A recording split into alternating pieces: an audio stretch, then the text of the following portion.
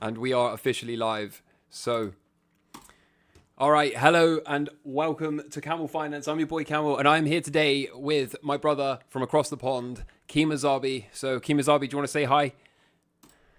I would like to say hello. How's everybody doing? Hopefully, everybody's ready for the calamities and the volatility to return to markets. Yep. We haven't spoken in 2 months, I think you were just saying, right? It's been nearly 2 months. It has been 2 months. Last we spoke was, I think, the 22nd of May or so. So that was kind of like when we were in this vicinity, I think. That's where I took some of the profit. I told you I took 25% there, Yep. and look what happened. It's just so ridiculous. I'll just Like quickly this ask the. was a good correction. Yeah, sorry, Kemo. I'll Yeah, just quickly ask the chat. Can the chat confirm you can hear both of us before we get into this? That would be appreciated. that'll be a good idea. Because otherwise And we'll. how clear is the chart? I'm wondering how clear the chart is and how Oh, is there a button the you can press? resolution is. Can you make your screen bigger? Is there like a full screen button you've got? So, I think you did it last time and it like stretched it out quite a bit. hmm, They're saying they can hear us, so that's one thing done. that screen there. Has it done this? I'm sure you did something and it stretched it full screen because people that are watching on a phone, the little square's a bit small.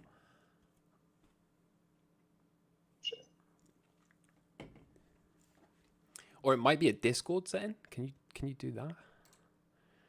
Yeah, I think you did it in the Discord setting where you kind of honed in on the screen and didn't have both of the faces popping up. I'm not really Yeah, this is sure. not I don't know what it's I'm not doing. good.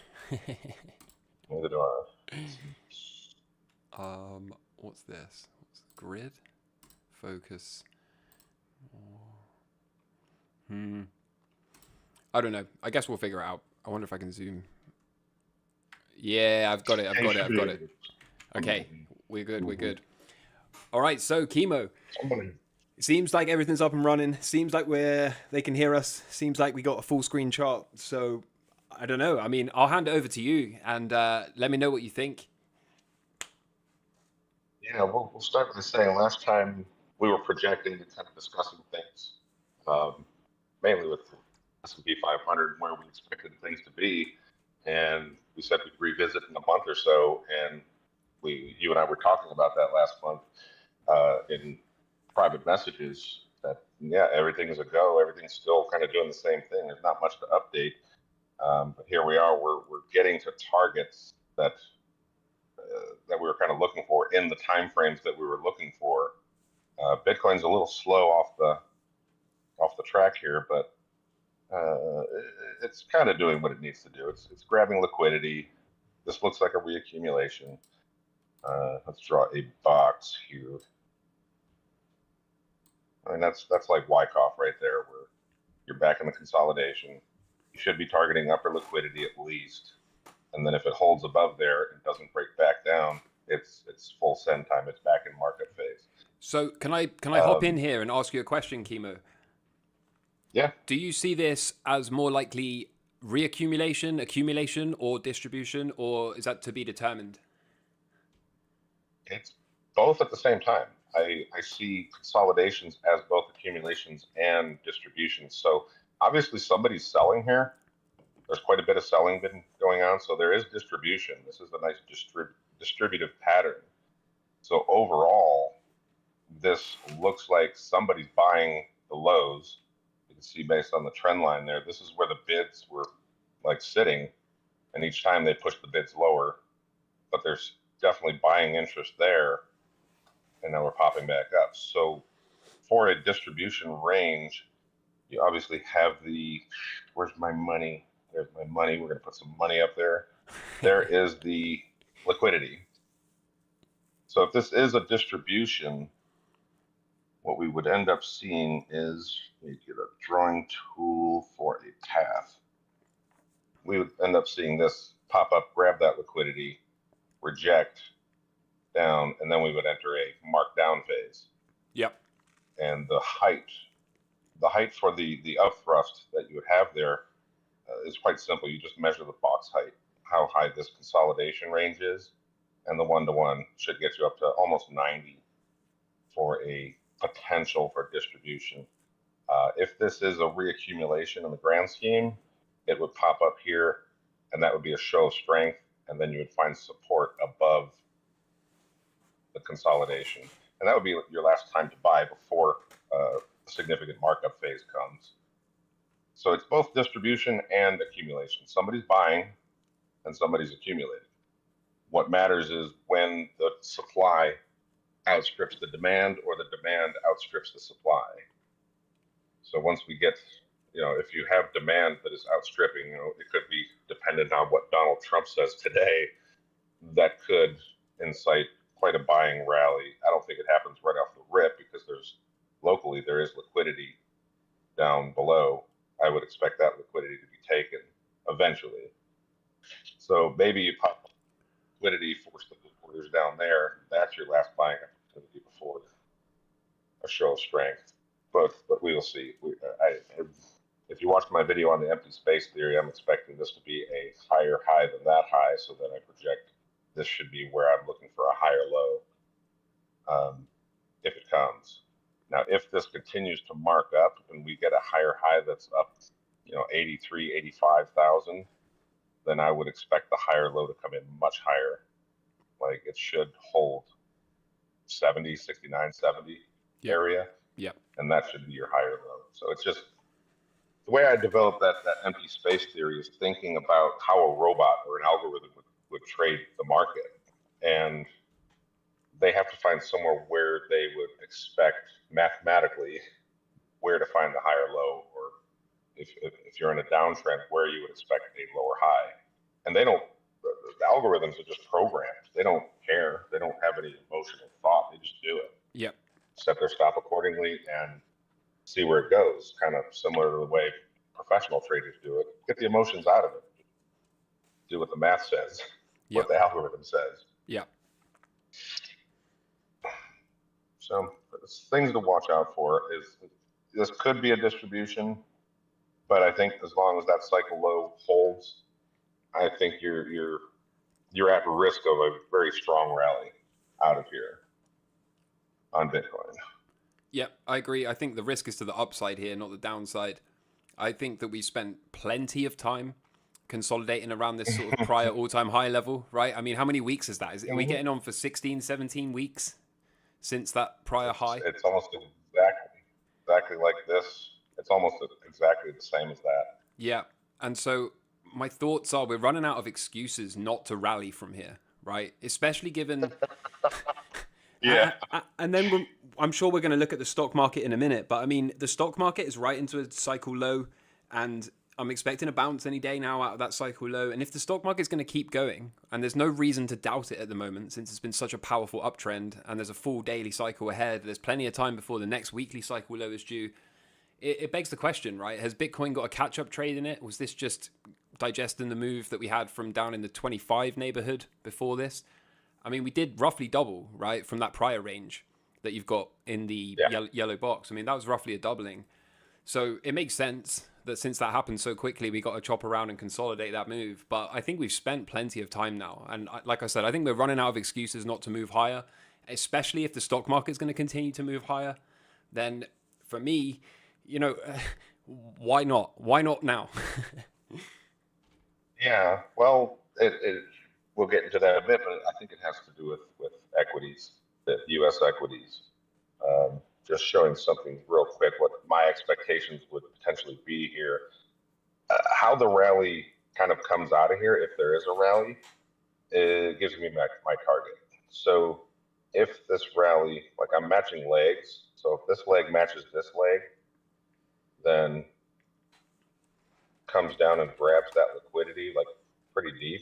Yep. Previous support matching that leg, then I would be expecting this and something like this to come out of there. And in log scale, I think the target ends up being 150 or something like that, 180 before it even stops. Yep. So then this would be the center of your cycle, the 4-year cycle. And then we would have this entire move that we would be kind of fitting in this, probably accelerated if I had to guess. Yep, I would think So so. the targets would end up being matching that. This matching leg takes us up to 180. Then you have, I wouldn't think this goes on for this long. I would think it would be a sharp drop up here, and then one more final push that would be very, very sharp up, 220, 250, 280. I still have targets at 333 that I don't know if they get tagged this cycle or next cycle. But yeah, it depends on how it comes out of the rally. There is also an idea that this leg that we're doing here matches out of here. Okay, and then we'll have a severe back test, very crushing bear market for like 3 days. Yeah. Before kind of a resumption up like that. And then if that happens, then my target becomes 115, 120 or something like that. And I would expect the top to be there. If we take the same amount of time here as we do in this area, that would bring us to just after the election. Yep. Because this is 144 days, I do believe. 144, that is a very important number in trading, as the GAN strategy suggests. It is a Fibonacci number. So maybe from this low, we have 144 days as far as timing. That brings us, I think, to November 15th, Ooh, okay. something like that. So maybe we've got, a lot of election speak, Bitcoin this, Bitcoin that, and then it's a big dud around the election, Yeah, I think that's perfect timing. I'm seeing some comments asking about how much the election plays a part of this. It's my personal opinion that the markets are going to do what they're going to do, and I don't really think this is a rally driven by the election period. I know a lot of people seem to subscribe to that idea, but I don't really think that's, in my assessment at least, I don't really think that's the driving factor here. And I also see a lot of people speculating that, this guy getting in versus some other guy or girl even getting in might make a big difference. But for me personally, I don't really think that's the case. I mean, could it maybe affect price short term and for a few days, sure, on some news? But for me personally, this is not a election-driven rally. So I'd be curious to know what you think about that. Is this, anything to do with the election? Does the election make a big difference in your eyes or in your perspective? It can. Something that my mentor once told me is the markets are going to move where they move, and the news just gives you a story, because they can't just move out of nowhere, because you'd have the SEC would start investigations and stuff because people would complain like that was manipulation because there was no news catalyst for whatever. Yeah. So is it going to be an election rally on the idea that Donald Trump is going to be pro Bitcoin? Yeah, it could definitely turn into that very easily, because you need a story somewhere to get acceleration, or acceleration, motherfucker. Like crypto El Presidente. Yeah. But I mean, for me, acceleration. The cycles are in control for me personally. And like I always say, every dip has its narrative, right? Every bounce out of a cycle low has some kind of story appended to it. So I could definitely see that. I could definitely see us rallying and then everyone saying, yeah, well, that's the Trump rally, or that's the whatever, the narrative is. But for me, I mean, the market seems to have this structure that it's got, and it seems to want higher. And I think we're going higher regardless of what the narrative is. And if it's not an election type narrative, I think it'll just be something else. I think it'll be something else that we append to it. But I mean, time will tell, I guess. Oh yeah, definitely. Like, it could be a bond market. We could have the U.S. Treasury with too much debt, and Japan, China, India are all selling their treasuries because the debt's got out of control. I mean, things could get really, really hairy coming soon. I don't know if it happens this year or if that's more of a next year type thing, because early next year we do have the debt ceiling discussions that are going to resume in the United States. Yep.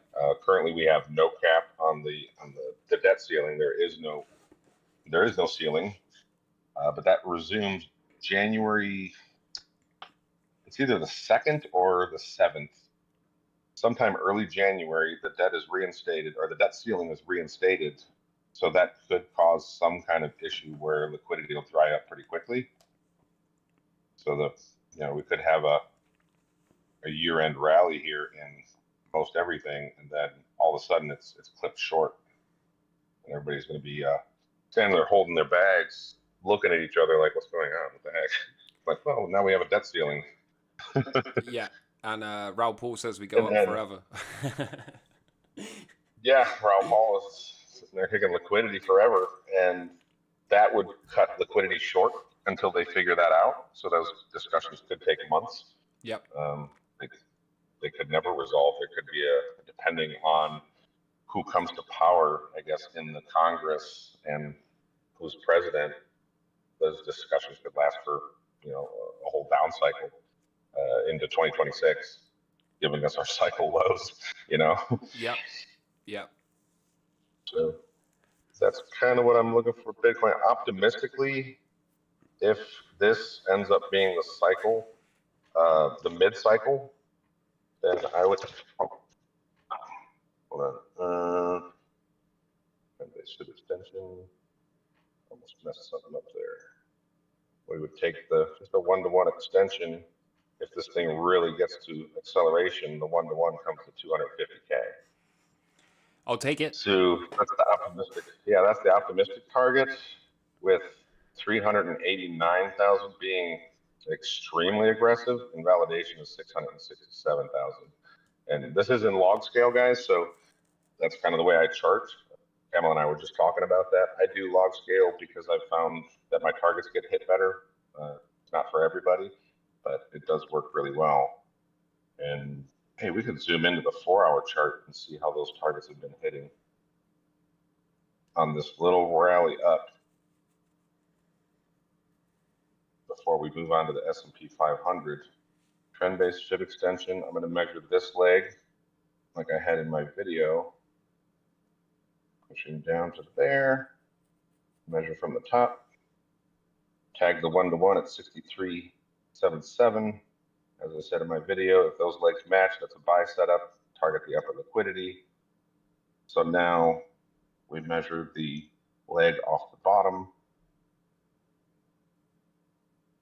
And measure from there. And we tag the 1-to-1 precisely at 69,300. So for me, that is a completed structure, or in Elliott wave terms, it would be a 5-wave up. So 2 things would happen to invalidate this, and this could be the Trump pump that we may be seeing today. There may be a buy setup for this. So I wanted to actually get this out early before it actually happens. Yeah. So originally I was measuring this leg, matching it with this leg, and we had this. So this is complete. So from here, something else happens, maybe come down and grab liquidity and then go up. And you have to have your trade setups ready ahead of time because it might be fast. This is my area that I'm looking at, somewhere around there, previous support, acting as support again, which I think was just below 60,000. In the event that we're going to pump, then I would have to match this leg with this leg. And this leg is going to repeat just to grab this local liquidity. And then we repeat the larger portion of this leg. Then that would repeat. So there is a buy setup here. Invalidation comes probably at the break of the closes on the 4-hour. I don't even think I would put it down at the wick. If you break that low, you're probably coming for this liquidity. Yep. In my opinion. So that's kind of what I'm hoping for. I closed 50% of my trade, just like I said in the video that I had. It's playing out pretty nicely. Yep. So happy days. Close 50% and look for the next setup. If I get stopped out on this buy, I'm fine with that. Break even stop, I'll buy lower. So that's kind of what I'm looking at locally here. If we get a Trump pump, is find support right here. Higher high, higher low, higher high, higher low, higher high. It just keeps going. So go ahead, Camel. Yeah, I was going to ask, what are your thoughts on the idea of Bitcoin as a strategic reserve or adding it as a reserve currency for the Fed? Do you think that does any of this set off your spidey senses? Do you think that whatever's about to be announced in a few hours' time is going to be nothing to do with any of that stuff? What are your thoughts on that? Um, so we'll start with what John F. Kennedy or Robert F. Kennedy said yesterday. He said that he would sign on day one executive orders. Now, is he going to become president? Probably not. Yep. It's the thought that counts. He's setting a precedent, talking about having Bitcoin as a reserve asset. So I think that's a major step for Bitcoin as an asset class. I mean, Bitcoin's come a long way, and now we're talking about nation states, just talking about it. And if they're talking about it, they're implanting the idea. So does that happen in the next year or two? Not necessarily, but the idea is there. So I think within 10 years, I think this is definitely a viable option. So he said to take the 200,000 Bitcoin they have, place them at the treasury. That makes perfect sense as a start. But the buying of 550 Bitcoin daily until reaching 4 million Bitcoin in their strategic reserve, it's a great idea, and it might come to pass, but not without severe calamity. You would have, we'd move into hyperinflation, and then you're on a one-way street to hyper-Bitcoinization, and there's no turning back. You would hyperinflate the currency chasing such a thing, and other nation states would get in on the action, and it would be incomprehensible how high the price could go for a strategic asset like that. So is it realistic to plan for a $10 million Bitcoin in the next year or two? The charts don't really scream that to me at the moment, but anything's possible, and not likely. What I think is more likely is, yes, they want it as a strategic reserve, and we end up going through the gold confiscation of the 1930s, something similar to that, where Bitcoin is banned or mining is banned in the United States. And that gives the United States, a couple of years to accumulate some, and then they say, well, we're revaluing this asset higher now that nobody has any of it. Like your regular population is not allowed to own it just yet until they mark it up, and then okay, now you're allowed to buy it. Yeah, that just makes sense to me from a trading standpoint. Don't tell me the U.S. government aren't the most prolific traders out there, because they are, and they run the show. Yeah, I also saw he was talking about having Bitcoin. I forget the terminology he uses, but it was something along the lines of they will no longer make Bitcoin to fiat or fiat to Bitcoin transactions reportable, and thus there'll be no tax on it. And I think all of this stuff, to me, don't get me wrong, I'd be so cool, right? But to me, that just speaks to telling people what they want to hear at the Bitcoin conference. I don't think they could pull that off at all, personally. And I don't think they're ever going to get to their 4 million or 6 million, whatever their target was, Bitcoin, without having one of the most horrific bear markets anyone's ever seen, because they're going to have to convince people that Bitcoin is dead and they don't want to hold it anymore. I don't see how else they can get their hands on that amount of supply. There's only about 2.5 million left on exchanges currently. I know as the price moves up, more supply comes available, but then you got the miners. There's only 2 million coins left to be mined between now and 2140. So where are they going to get it from without a complete 85% plus crash? Yeah, banning it or something. I kind of thought this about a year and a half ago. The way the timing was working out for me was roughly at the end of this year, I was actually expecting somehow banning crypto, Bitcoin, and even the purchase of gold, because it kind of looks like the charts are saying we're going into a devaluation of currency in coming years. And what usually would happen with a devaluation of currency is they front run it with capital controls. kind of like China does, where they don't allow capital to move outside of their borders. Yep. So you would see the Western nations kind of adopt that strategy to keep the capital in, essentially making bag holders of its citizens so that they can devalue. Because they can't devalue a currency if their citizens aren't holding it. They need the bag holders there. Otherwise, there's nothing to devalue. Yep. So they need bag holders for it. That's kind of the way I look at it. So if you were to have, like Robert F. Kennedy was saying, non-taxable Bitcoin transactions, that would be more, I think, in the future, looking at the future and having a US dollar backed by Bitcoin. Yep.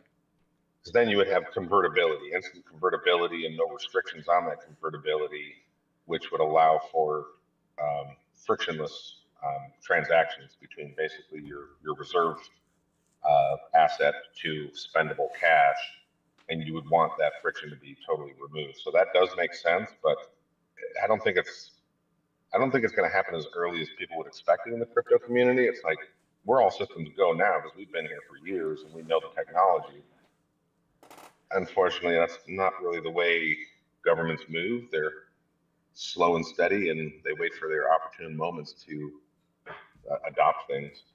And that's when they're positioned properly. I mean, right now, the U.S. does hold 200,000 Bitcoin, which is more than any other nation. So if they were just to hold their current reserves and mark up Bitcoin to cover its national debt at 34 trillion, you're talking about a $10 million Bitcoin, I think, something like that. Yep. Which is, yeah, that's in the cards. Maybe that's what happens. Maybe 4 million is a bit optimistic, and maybe 1 million Bitcoin. I mean, BlackRock, I think they're almost at 1 million, or they will be at the end of the year or something like that. There were projections made. So it took them 2 years or so to accumulate that much. So if we do go into a nice 2 to 3 year bear market, that would allow for the governments to kind of get positioned. That kind of makes sense for the next cycle low. And then you would have the nation state adoption cycle happening next go around between 2026 and 2030. For me, Sound good? yeah, when we start talking about using it as a currency, though, we need to be at $50+ trillion market cap, because otherwise this thing's going to be too volatile, right? Mm-hmm. That's how I see it. Yeah, anyway. somebody will buy an automobile and will have to dip in the price. Like, what the heck? You just bought a car, and and it moved the price. Yeah, that's no good. Exactly. Yeah. So we're going to need, I would even speculate, we might need 100 trillion. If this thing's going to be used as a global currency, we might need 100 trillion. And because the supply is so limited, right? And it's actually it keeps going down because people keep losing their coins. So, or high net worth individuals just buy them and cold store them, and they don't need the money, so they don't care, right? So the supply keeps going down. We're already at about 17 million after you adjust for the 3 million lost in the early days and the million for Satoshi. We're probably sub 17 million in the real world. And then, there's just not enough. There's just not enough. We need this market cap up towards 100 trillion to be able to use it for currency. And now if we're talking about 100 trillion, I mean, even with severe debasement of fiat, it's still going to take a long time, right? I don't see us getting anywhere close to that this decade. That's going to take, we're talking, probably closer to 2040 than 2030, in my opinion. But, I mean, it could happen for sure. But is it something... 2035 was right in the area of 2035 or something like that. Yeah, so, I could see that. Window. I mean... Optimistically, you go 2030. Pessimistically, 2045. Yep. Something like that. But what if it's not going to be like a currency? I think I was saying this either on Twitter or somewhere, that this might be something that we can't even fathom. The new system that comes, it's not going to be like spending cash. It could be. Didn't Europe do that recently? Where they have register your assets? Yeah. Right. Yeah, they did. Yeah, they called it an anti-money laundering registry. Where you just register all your property, but there's a key thing where once you register it, it's no longer yours. So it's pretty wild. You don't count on that, yeah. As soon as you register it, it's up for grabs. Yeah, exactly. They know it's there. That's nuts. But if you think of this, potentially catching on a registry over the next, this is going to take time to register everybody's assets, thinking 5 years, maybe. And then you have your economy is based on people's assets where they can spend a tokenized version of their asset and buy it back later, offering a different economic structure, something like that, where everybody just has their assets on a blockchain that gives them their net worth and they just kind of spend against their equity type of idea. Yep. That could be in the works. I really don't know. It's probably something that we can't even imagine. Like, oh, that's the way it's going to work. Yeah, either that or they're going to replace the bond market with Bitcoin, right? Yeah. Which is even more outside the box. But is it, though? Is it really that much more outside the box? The way the markets look, the bond market looks to me is like they're going to keep issuing bonds for the next 15 years in quite a bit. They're going to, I mean, if inflation should be picking up, the debt should proliferate quite a bit based on what I'm seeing in the charts. I think I put that in the book that I wrote last year. It looks like a higher low. We'd expect a higher, or looks like a higher high. We'd expect a higher low and then an uptrend to start in the issuance of bonds. And if that's going to happen, we're going to have debasement happening over the next 20 years. So your bond market getting devalued that way, you would potentially want a substitution, which would be, gold, revalue gold, bring back gold, gold and Bitcoin, or just Bitcoin. It makes sense to swap out your bond market for a trustless asset like Bitcoin that every nation state could adopt and not have to have the counterparty risk of another nation saying, hey, we're going to proliferate our fiat currencies, so that affects your fiat currency. Yeah. Whereas if the global bond market has Bitcoin as a reserve asset, that shores everything up and keeps everybody in line, levels the playing field, if you will. Yeah. Doesn't give a distinct advantage to the United States for having a reserve currency that everybody must buy in order to buy oil, stuff like that. It's or to pay back their debts. All debt in worldwide, I think it's 80 or 90% is U.S. denominated, U.S. dollar denominated. So they need those dollars to pay back or to service the debt. Yeah. On a Bitcoin standard, they don't need that anymore. Which they'll be happy about. So it's optimistic. A lot. I think, did I write that in the book? But it's always been my thought that what's good for the world at this point is bad for the U.S. Yep.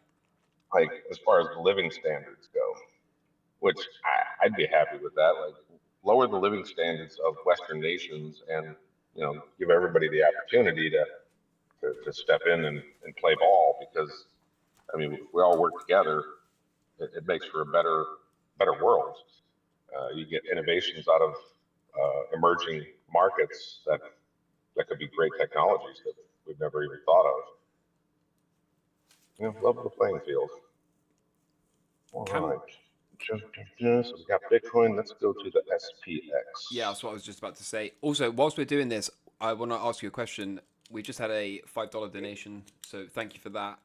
Any particular sectors you are looking at if this whole flight from tech continues? Flight from tech? Yep. What do you mean? I don't know. That's the question. Flight from tech. Oh, they're expecting the top is in. I would assume so. I would assume. I guess the question is if the Nasdaq and stuff continues to sell off, then where do we look? Yeah, we look for the uptrends. Currently, what do we got here on the S&P 500? We've got higher highs, higher lows, higher high. Looking for a higher low, and this is grabbing liquidity. Nice buyback there. It may continue down, and I think I was checking that out on the monthly chart. But remind me to look at the Nasdaq after. We'll see what that chart looks like, and then get an overall. What is basing out while these markets are kind of look like they're peaking.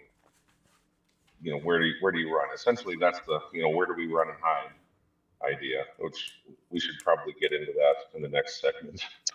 Yep, for sure. For me, it's So going to I be was looking at.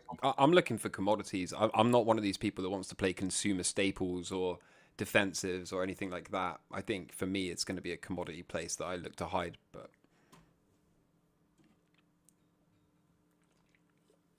Let me look at that. I looked at that in log scale. Oh, it was linear scale.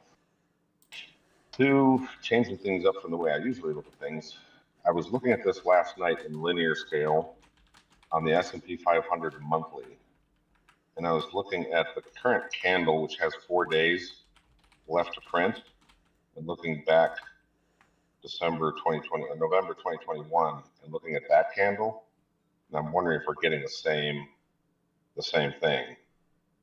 wait, can you say that again? Sorry. Yeah, let's say that again. So just looking at our current candle, how Yeah. it looks like a doji. Yeah.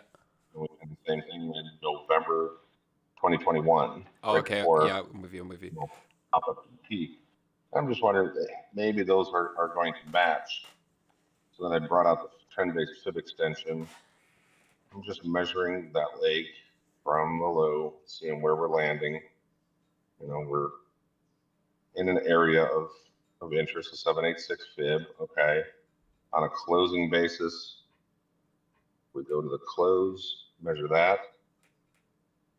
Yeah, that's the way I was looking at it. Close to close and saying, hey, maybe 58.58 could be our peaking area. Trend-based fib time, and I'm measuring the time now from that low to the peak, the distance of the low, and looking where the one-to-one goes. That would be next month. We're in this window where we're potentially completing a pattern, and the timing is lining up. The cycle high is lining up. I mean, this pattern is looking like it's about complete on a monthly scale. And we've got that ABC in the middle there. This, that, and we're kind of in this bottom choppy area, kind of doing this and upthrust after distribution. So maybe that burst your bubble. Maybe we don't get the crazy blow off top. Don't say that.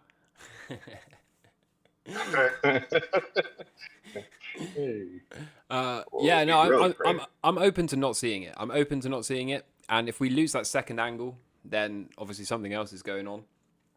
I will say this: we're getting kind of late in the weekly cycle, and I don't know if that means perhaps we can find a weekly cycle low and then have one final squeeze before the rest of the weekly cycle is spent in a downtrend, or if perhaps you're right, and we don't necessarily have a big blow off top moment. But I think it, in a way, I kind of think it has to happen because they need the exit liquidity. Well, if you get complacency in a market, though, you have that exit liquidity. Yeah. So if you have everybody that's like, oh, just buy the dip, it's going to continue, we're fine, then you have your exit liquidity. Do you actually need to keep pushing it? Which But arguably, maybe. Do you think the sentiment is conducive? It's definitely not euphoric. No, I think it's no way close to that, and I keep having so many people tell me, "Oh, you're completely wrong. There's no way. There's no way." So I mean, for me, it doesn't look anything like greed or euphoria yet. And I mean, it doesn't always have to occur, right? Markets can top without that stuff, but the sentiment just seems too worried at the moment. Yeah, you definitely have some top callers happening. But this was the COVID drop. What if we match that COVID drop, and we just retest that trend line? That's an idea that I came up with last night when I was looking at charts, kind of in preparation for what we were going to talk about today. I was just playing around with charts like I usually do. Yep. But it was an idea to maintain that trend line, and we're yet to see the blow off top. So that would go into Phil Anderson with his 18.6 year cycle. He's kind of expecting 2026 to be that blow off top moment. Yep. So maybe, but I much prefer to just see this thing go crazy, because then it would be obvious. So I think that would be easier to trade. The cycle, like, okay, it's reaching targets. It's getting spicy. Let's get out. Yeah. The cycles for me do not support a blow off top in 2026 at all. Yeah, yeah. They just You'd have don't. to have inversions and stuff like that. Yeah, we would. We would. I think a lot would have to change as well. I think even on the macro picture, like a lot's going to have to change as well. Unemployment would have to fix itself. Inflation would have to be Yeah. sticky, right? We'd have to have a higher for longer rhetoric from the Fed in terms of the rates. Like a lot's got to change, in my humble opinion, for us to have legs that many months into the future. Sure. So last time we were speaking back in this vicinity was continue to push higher highs, higher lows, and we were expecting potentially August. I think was the time frame we were speaking about, early August, as a potential that I had for timing. I don't remember exactly why. Trend-based fib time. Let's measure that low to that high. Project from that low. Yeah. So the 1-to-1 fib time, gives you the 19th, 15th to 19th of August, something like that, roughly speaking. And our next cycle low in the S&P 500 was supposed to occur sometime in October. I do believe. Am I mistaken? Say again, sorry? The next cycle low for the S&P 500 is anticipated to be in October. Which cycle low, though? The weekly cycle low. The weekly cycle low is not due until... Wait, let me grab my chart real quick. The weekly cycle low is not due until... I have it as around the third week of September. It's late in the cycle. So that's actually a right translated weekly cycle. So we should anticipate a bullish cycle coming out of the next one as well, then, theoretically. Theoretically, yeah. I was half expecting this current one to left translate. Yeah. And it hasn't so far. So yeah, that doesn't mean... Beyond the midpoint of the cycle, right? Yeah, for sure. Well beyond. So, I mean, there's only really one daily cycle left, and then we're going to find a weekly cycle low somewhere around the third week of September. Which begs the question, right? Does it find a weekly cycle low there, and does the next weekly cycle left translate, right? Do we spend one daily cycle going up and then 3 or 4 daily cycles going down to give us, that kind of blow off top moment? Which would then put the top out towards November time? Which is like, you got to think the Trump bump. I think we had that in 2016, 2017. How many get elected? It was 2016. I think there was a Trump bump leading up to the election of Donald Trump, and the more it seemed like he was going to win, which actually nobody thought he was going to win, right?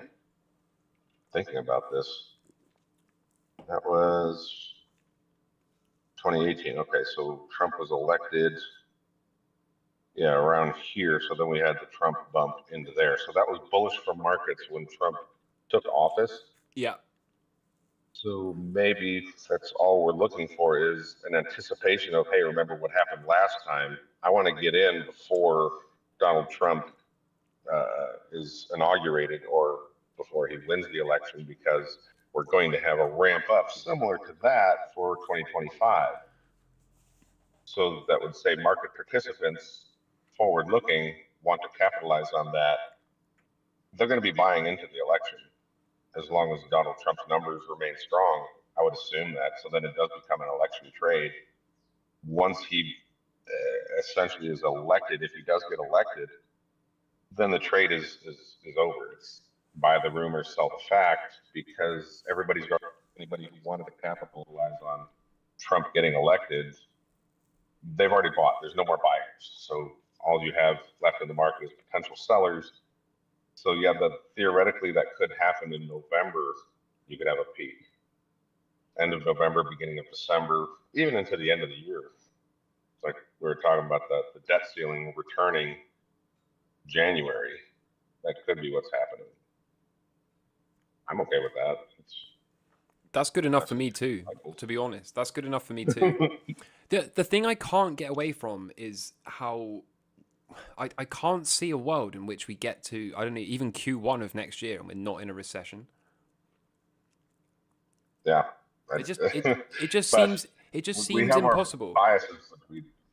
We need to tame our expectations, though. We are trading a market, so sometimes our biases can get in our way, and you got to Yeah, just trade the chart the way the chart yeah, is. it could be that. It could be that for sure.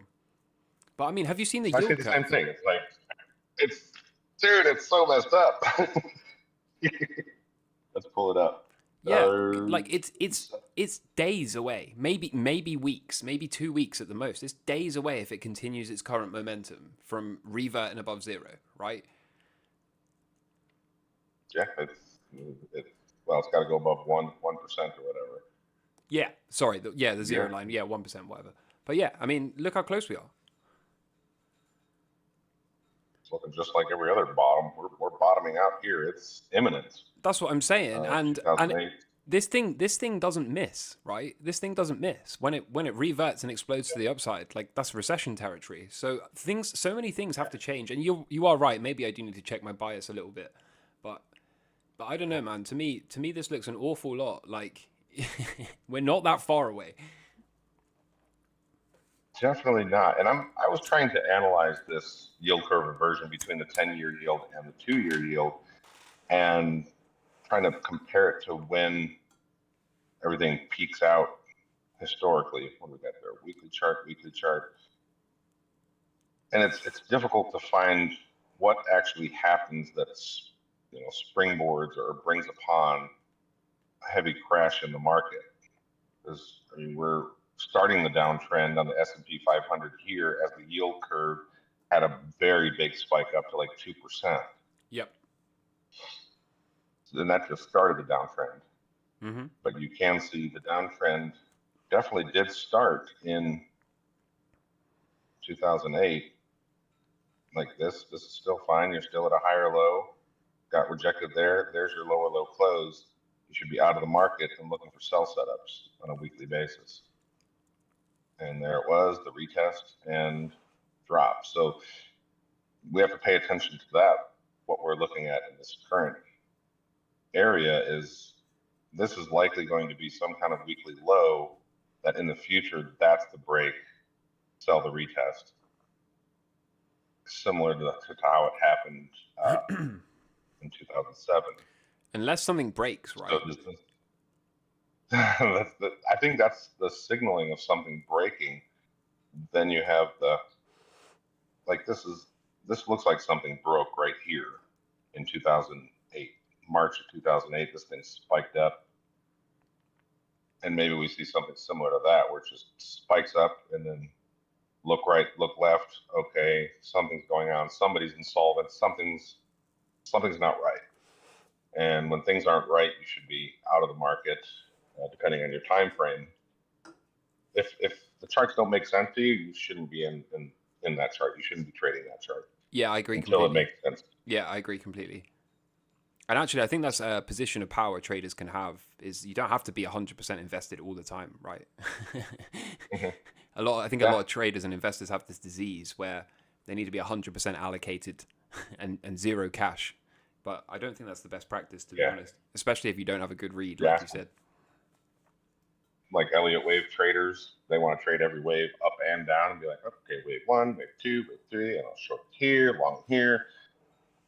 I think there are markets that you can do that with, but I haven't found one in the past 2 years that I could do that with reliably. Yeah, Bitcoin, I used to be able to do that with quite readily. That was just the golden age of Elliott wave. Now I think too many people do Elliott wave, and it's not as recognizable. Like the wave structures, they're getting front run and they're getting extended. So yeah, I mean, we spoke about this last time. Elliott. We spoke about this last time, right? Because it wasn't. It was right around that 20. When was the second top? Was that 2021 for Bitcoin? Right when BlackRock, BlackRock enters the market, and we were saying this last time, right? Like Elliott wave started to give a bunch of false signals or improper setups, and the cycle theory started to be a pain as well, a real problem child for me. I paid a few stops on the way up. I got underneath a good couple of positions. I'm still long, but yeah, I've definitely paid more stop losses on failed cycles this cycle than the prior ones. So somebody's doing something. I don't know if they're accumulating as much as possible before marking up, or if it is a distribution, which those tend to be very confusing times. Like I'm talking on like a monthly scale where the setups, they all look wonky in an Elliott Wave 4. So if we were to go to, let's go to Bitcoin on the GC, I gotta go to like a index chart about this one. So if we are in like a macro Wave 4, this whole area should be very confusing before liquidity grab and then mark down. If that is, in fact, Bitcoin's going to die. That's kind of the way it would work in a Wave 4. Like I see that very often in like before markets peak out, the structures seem to give so many false setups, and they're choppy and confusing.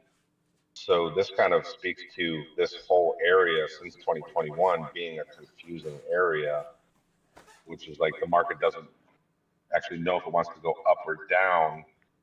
Essentially, it's probably going to go down because of the confusion there. Yep. Yeah. That speaks to Bitcoin not being as successful as we would like it to be. All right, there's people that are calling for 3K Bitcoin. I think Crypto Cred had said that, which I think he was talking about 10K. I think 9 to 10K. Mm-hmm. Yeah. Let me know what you think. What do you think? Let me get an arrow. For me, I don't think we can go that low. I really don't, personally. I guess it depends how high we top, but we can't go that low while maintaining Bitcoin's velocity. Nope. So we do have this as a potential, consolidation, a constriction, which is, it looks like a Wave 4 before a Wave 5 goes up. I mean, I had this as A, B, C as a Wave 4. So anywhere between 3,000 and 15.5, that's in the vicinity I would look for this to retrace to as a bearish thing. So I guess, 9K is pretty decent. Would grab that liquidity, retest these tops. I'd be good with that. I do often see an Elliott Wave that we retrace back to the base of Wave 4. So that would give the argument for $3,000 low. And I've given this consideration over the past few weeks, and like, what would it take to get down there, and why would the market want to go down there? And you think of BlackRock and their accumulation and what they're doing, and if they want to control a lot of the supply, they would bring it down there. If they do bring it down there, the miners have a big problem with their profitability. So what you might actually see is these hedge funds, ETFs, and all that stuff. They bring the price down to those bases. The current miners go out of business, and they are kind of gobbled up by, say, BlackRock, State Street, Vanguard, the really big players, or U.S. governments, or not U.S., but any world governments that want to be a mining pool. They'll buy them up here as they go out of business. And maybe you start to have considerations of a hard fork on Bitcoin where it splits. These are all ideas and theories of why prices would come down that far. Essentially, Bitcoin would no longer be what we expect it to be. It would be for nation states and the BlackRocks of the world, and it'll eventually mark back up again. And if you have some, great, but it won't be that bastion of freedom that we would hope to maintain. So how do you crush Bitcoin? You crush the idea of Bitcoin by bringing it so low and just be like, it is dead. And essentially it would be. And I think you would agree that it's a failed experiment getting down this low for those reasons of the miner profitability. Yeah, I absolutely would. And also, we would see, the thing is, a lot of people make the argument that, well, it's fine because we just shut off a bunch of miners and the difficulty adjusts down and everything carries on as normal. But it doesn't really carry on as normal, because the whole point of Bitcoin is it's the only secure database we have on the entire earth. And so if we end up at this place of the hash rate drops by, I don't know, 50 to 80%, then it's no longer any more secure than some of the other proof of work coins out there. And for me, that's a real issue. And we're talking about, at that point, a complete loss of confidence in Bitcoin. Like, the whole point of it is it's completely secure, right? That's what it has going for it. And it's property that you can own. And the moment we start to trade sub 10K, or even into 10K, I would argue, I think if we go much below about 20K, then we're going to start to really put the network security in jeopardy. And once the security is compromised, then we no longer are holding the most secure currency and the only secure database on the planet. Then it's something completely different. And like I said, like you said, yeah, that speaks to it being a failed experiment at that point. Agreed. I fully agree with that. I do think that we could see 36K. If the top form's not that high, if we end up with like 130K or 100K, I could see 36K, fine. And we would lose hash rate for sure, but we wouldn't put the network in jeopardy. But I think if we end up squeezing higher than 130K, then somewhere between 36K and 66K for the lows makes a lot more sense to me based on what I understand about mining.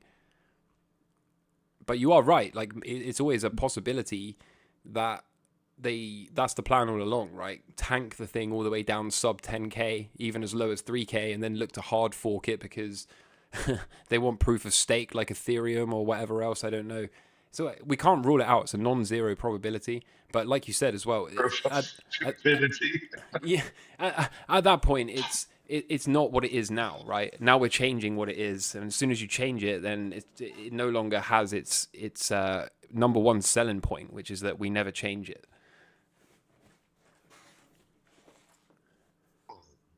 I'm just doing this in real time.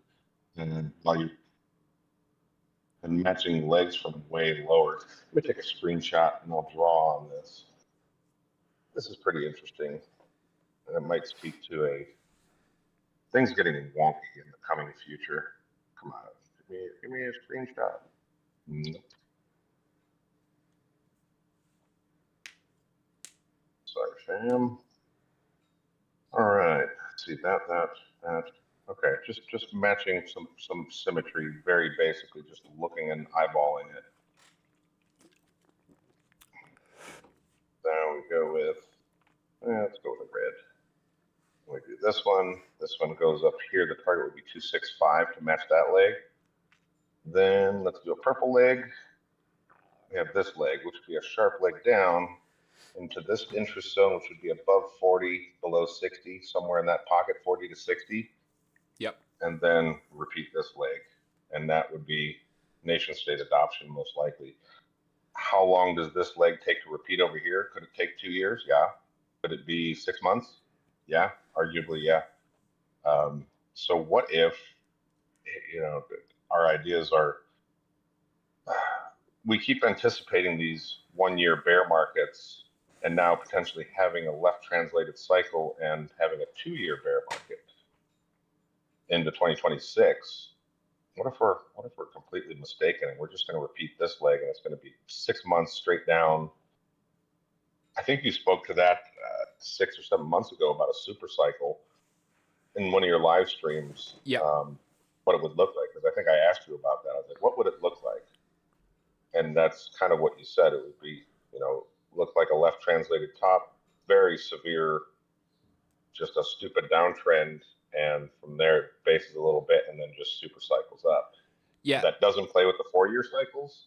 No, it does. It does. This is why I don't want a left translated cycle, because if we get a squeeze up now and it tops sometime before November and we start to get a breakdown, then I have to kind of sell, assuming that it's a left translated cycle. But the reason I don't want a left translated cycle is because if we do get that, like you said, a big, strong pullback, right? If it just nosedives 50 odd % plus, then we're going to have to play a low probability bounce on the way down, not knowing whether that's going to fail or whether that is going to be that double pump that we saw in the 2013 onwards era.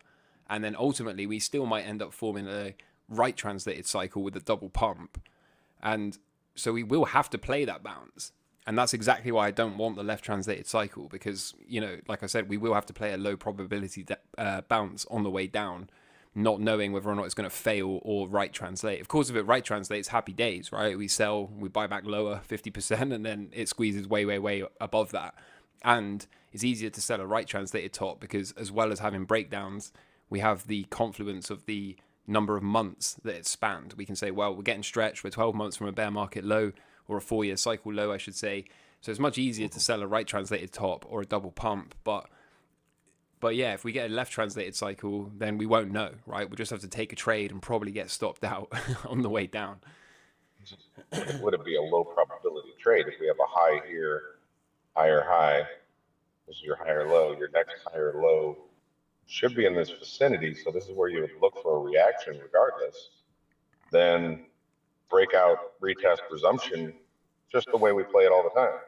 True. You know, me, I would play it as a higher high close and higher low, buy the higher low, see where it goes, raise your stop accordingly. Low probability bounce or not, you should be able to get some profits. Yeah, I mean, similar to this downtrend, I was still able to make profits. It just was not as profitable as a easy leg up. You know? Yeah, I mean, we'll have to deal with it as it plays, right? And yeah, like you say, it's certainly possible that we could manage the risk and take some off halfway up or whatever, and still get out with some profit. But it's also possible that that bounce rolls over within a few days, and then it nosedives and continues significantly lower into that 2026 low. So it's just a lot more work. It's more work. That's why I don't want it. More work than I want to do. Yeah. But yeah, you're totally right. You could have this bounce here and then another drop, 80% down from that.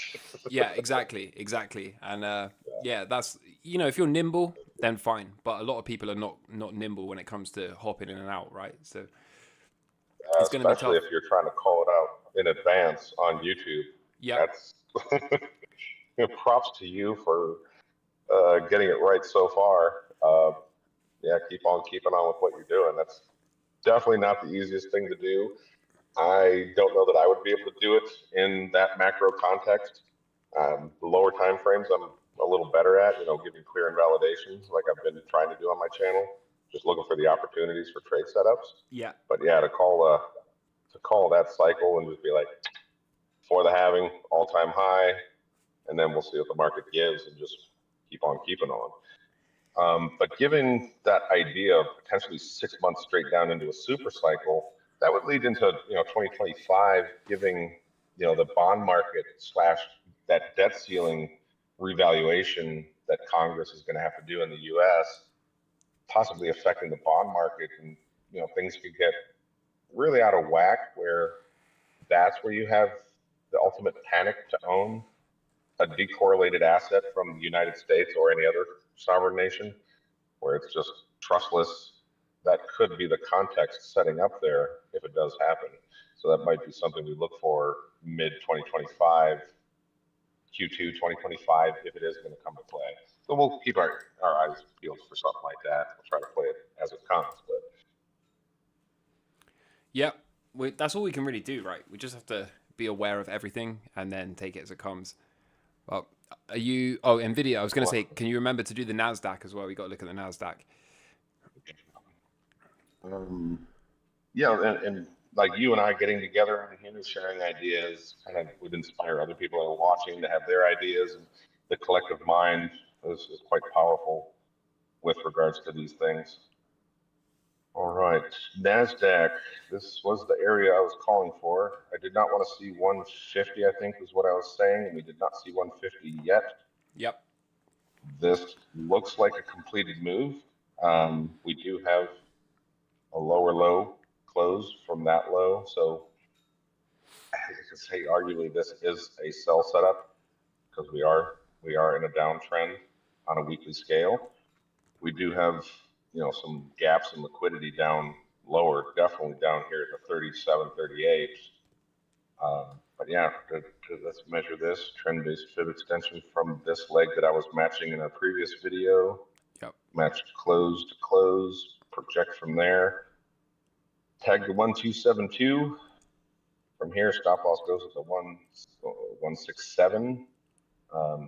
I would say you probably put the stop loss right at the high there. However, have you noticed the way that NVIDIA has been trading? Like, people are trying to short this thing all the way up. So yeah, this could be another short squeeze in the I making on actually, earnings after hours. yeah, funny enough, I was actually I did a members video earlier on, and I was outlining a potential buy setup for Nvidia. If you take it off of log Mhm. and use a simple trend line underneath it, right, it's right back into support, and particularly on the daily chart, it's also set another trend line of resistance on the top. Yeah, I believe this goes even further back. Oh, you want it's because you're on a weekly chart. Okay, yeah, this is the second angle, so there's a first one before this as well.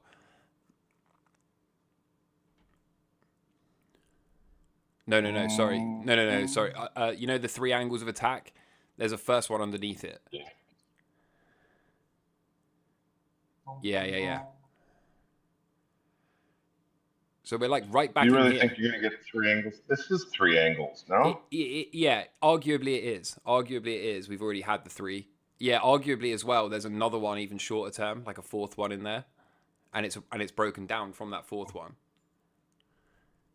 Yeah, I see what you're talking about.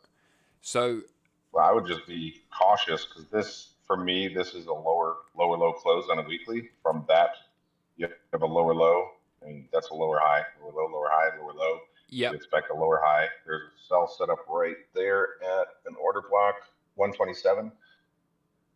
Take liquidity again. Keep pushing down. I would see, yeah, you could go buy setup. I could I use mean, an invalidation on that. hey, Close, Kima, close. can you put it on the daily chart afterwards? Yeah. Buy setup for me, invalidation would be 103. Yep. So it's pretty tight, right? 1618. Yeah, I would. Yeah, you're a $10 away. That would be my invalidation. And then For if you put it on the buy daily setup. chart and draw a trend line over the top of it. Oh, okay. Downward sloping Yeah. from that peak. Well, that one's pretty steep. I'm not a big fan of them when they're that steep, but that is an early entry, and then you can do the other one from before where yeah, that's the right idea. But I mean, if it can get above there, then I don't see any reason that it can't continue, and it can't look for another third angle or a fourth or a fifth or whatever we're on now. So I'm not saying it's a high probability setup. I said to the members today that I'm not really excited about it. It's not something I ever thought I would say that let's buy Nvidia right at the top. But if if it breaks out, then could I see it run into 170-ish? Yeah, I could see that for sure. I don't see why not. Yeah, that would invalidate my sell setup of this being the peak, totally at 170, and my target would be probably 220. I mean, I think it would just keep going crazy. Yeah, and the other thing you could do, right? You know the first angle that you drew, which was quite steep, the downward sloping one. Yeah. If you draw that back in and then took a trade out of there with the stop below the low, assuming it's going to break out this week, then Gotcha. yeah. So in here, right? If it breaks out this week from there, you could take a trade with a stop below that prior low, right? And then just watch for a reaction at the trend line above. And if it rejects at the trend line above, then you can cut with a little bit of profit and you've got a tight stop. But if it breaks out the second one afterwards, right, then there's a chance for a big squeeze. And it kind of seems silly, but again, like you said earlier, everyone just wants to short this thing, but they've been wanting to short this thing the entire way up. Like I can remember doing live streams 6-8 months ago. And I mean, we were all the way back at, well, I mean, this was before the share split, but yeah, we were all the way back just about setting the second angle, not even fully set the second one yet. Yeah, somewhere in here. And people were saying, oh, I can't wait to short this thing. And I was saying, oh, you're jumping in front of a train here, you know? I think that was a take profit. I wouldn't call it a short necessarily. Yep. Maybe come back for the gap fill down there, but your trend is up. You want to be looking up for the larger expansive moves. Yep. In something like this. So yeah, you could have short-term volatility to the downside. It's really just another buying opportunity. And if you are shorting this, you're going to want to hold that. Oh, I'm going to hold this to zero. I'm so much in profit. And then it's like, take your profit. Get on the right side. Yeah, but for yeah, sure. totally. This is a very powerful trend. But I did have in log scale, I did have a completed wave. Crap. quad scale. I did have a completed wave up the way that I look at it, because I was matching that. Last time we spoke, I was matching that leg there with that leg there. And I actually watched through that video, that specific portion of the video that we did, because I wanted to see what I was saying on NVIDIA. And I was 3 days off of calling the current top, trend-based fib time, because I was measuring the time it took for that leg up and projecting from that low, and that actually nails it. But I think I was like 2 days off. Oh, wow, yeah. So that move looks to be completed. It all matches up. So for me, this is a potential sell setup because you have a completed move. Yep. What comes after that completed move, I can't say, but there's a setup involved there. And if you do get a retrace up to 126, might be your supply line that you were pointing out earlier. That would probably be your highest probability sell setup. Yep.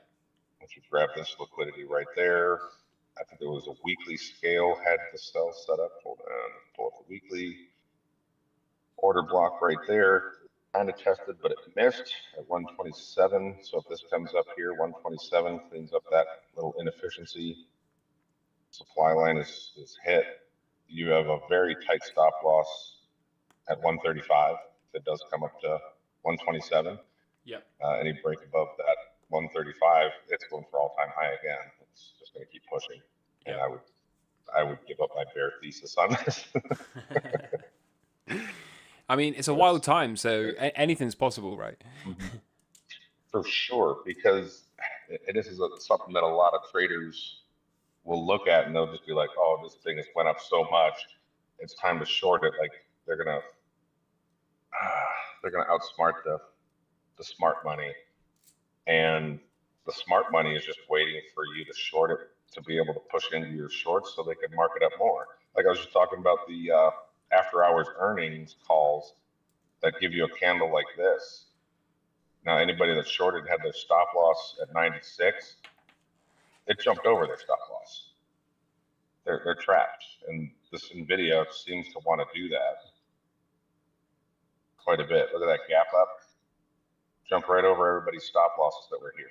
Yep. Jumped them. So now anybody that was short in this area is covering, pushing price up, and that's your exit liquidity. Can it happen again? Heck yeah. I mean, these structures do match. ABC, it's the same thing. We might be repeating this leg up, or at least this one. Let's take a measurement of that. Trend-based fib extension. Break above the high from this area, targeting 155 to 170, like you were just saying. Yep. And then what it does there, you have a very small, if this leg matches there, dude, you're gonna be wild times, and we would get that blow off top that you're looking for. Target would be 260, almost a doubling from where we're at. Oh, it would be a doubling. Can it double again? Yeah, it can. A lot of market participants don't realize that yeah, it's up 100x or whatever.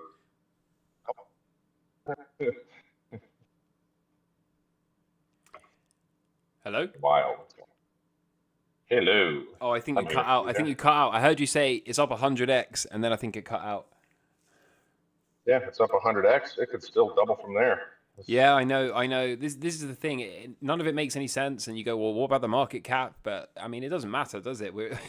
If we're in a blow off top, things are going to go crazy, right? It just is what it is. Yeah. Kemo, I've got to run and grab another beer. I'll leave you to discuss the Nasdaq for 1 minute, and I'll be back. Okay, mate. Oh, I have a trade set up on the Nasdaq. This is a buy. Cool. Go for it. Okay, thanks, brother. Trend-based fib extension. We will take this. Keep in mind, guys, I cannot see the chat. I'm just going at it as I do. That should be on closes. Let's check the closes. Line chart, very important to stick with the closes. So there. Yeah, it's the trending matches. That looks good.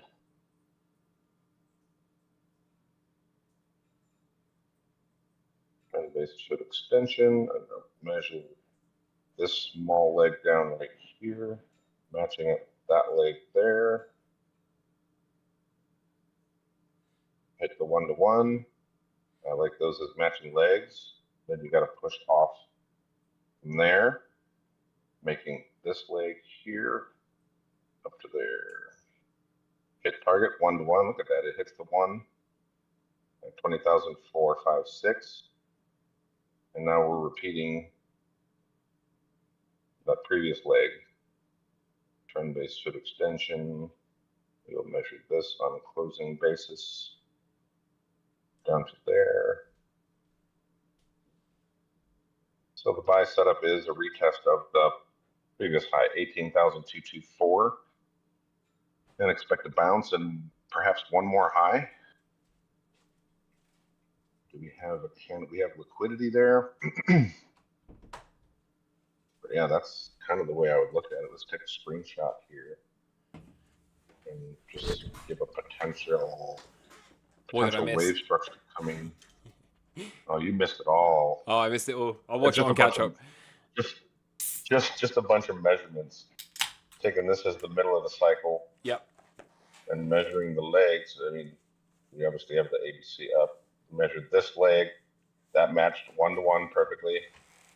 Then this leg matched the 1-to-1 perfectly. And now we're looking for the buy setup from this before going higher. So maybe this comes here and maybe bases out and tags this liquidity. Yep. And then one more push up into the end of the year. Pessimistically, that would be the trade setup. And maybe that's all you get. Or, I mean, we never know what it's going to do.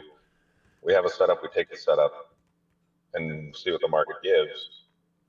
And me, I'm kind of in between what you do in a day trader. I'm not quite like sitting there on a 5-minute chart, and I'm not also just trading the daily. I'll trade the 4-hour, 1 hour, sometimes the 15-minute. I don't day trade every day, just when I see the setups. But the way that I would play this is anticipating this leg to just grab liquidity. That's your first take profit, raise your stop loss into profit, and see what the market gives. And then if you get stopped out, you're always looking for the next setup and what is the market telling you. And if this does, break up into another all-time high, rejects down, closes below there, then sell the lower high and expect the downtrend to start because you got a lot of liquidity built up here,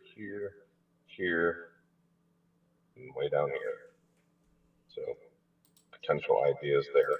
Being late in the cycle, we've been going up for quite a while, so you're going to have profit takers and stuff. But yeah, this looks like it's a completing move. Sometime coming soon. Like we're on watch here for a topping process or something that's going to look like a top.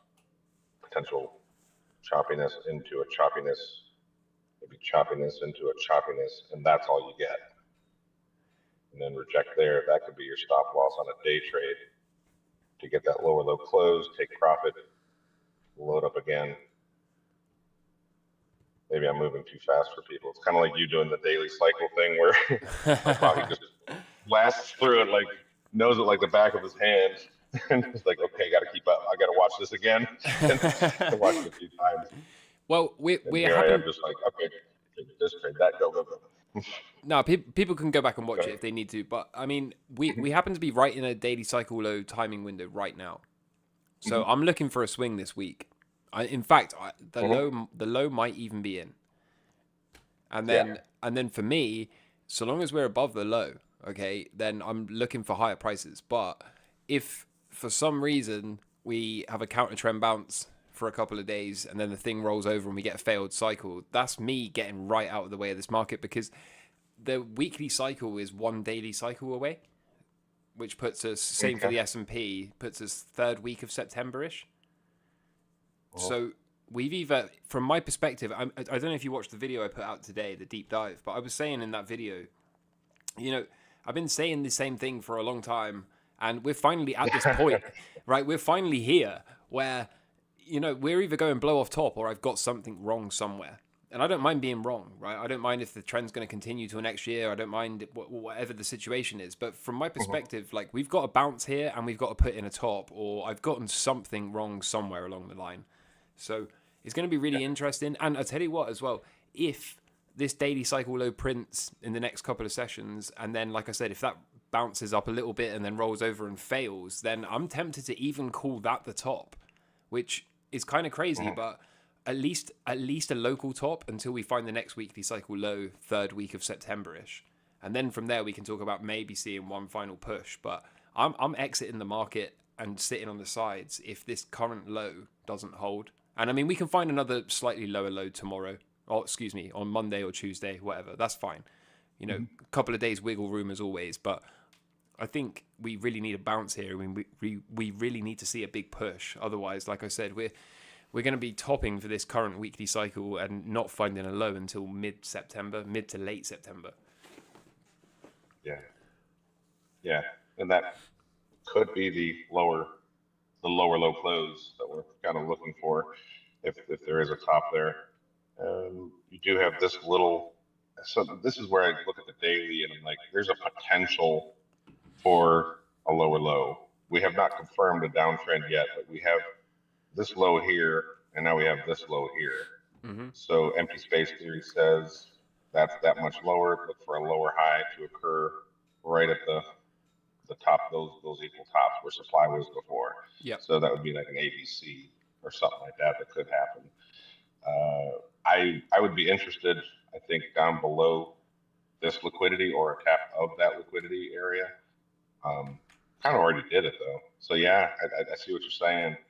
We kind of already back tested that, collected those orders, pushed up off of it, and now we collected all of this liquidity.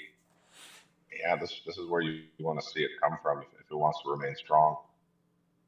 And my topping area target is just up here for now.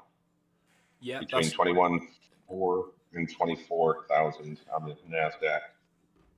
For me, 22K and up is anywhere above 22, and I'm going to be thinking that's it. That's where I was aiming. 6,400 for the S&P, and 44,000 for the Dow. Wait, if I got the Dow right, what's the Dow at right now? We already at 44K. Oh, that timing it's coming. Yeah, let's get a low. Dow Jones, BJ. 40,500. Yeah. So I was looking for about 44K. I have the monthly on here. Yeah, okay. Let's see what my target has been. I've had these targets since forever. COVID low. Yeah. It was coming off of that. 44, 43, 376. Yep. Is the 618. Freaking perfection. And that would complete that in Elliott wave terms, that would complete this as a 5-wave move. You'd expect a 3-wave pullback into a multi-year liquidity grab down here. Usually you want to assume that wave 4 is going to be broken. So that's at 18,000. But you could be talking about the larger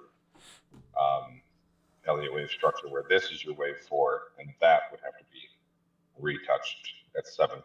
So deflationary bust, we'll see how crazy it gets if it does indeed come. With all the leverage in the system, just like it goes up further than you would expect, it continues. For the downside is no different. It goes further faster than you would expect. Yeah, I have 8K, well 8,800 for my downside Dow target. Where are you getting that from? I forget now. It's about 80% decline, right? Told me. That's crazy that you never told me about that target. Did I not? Wait, I'm trying to pull up my chart on my phone whilst we do this. Trace. I might just wait. Let me double check. Maybe I just made that up.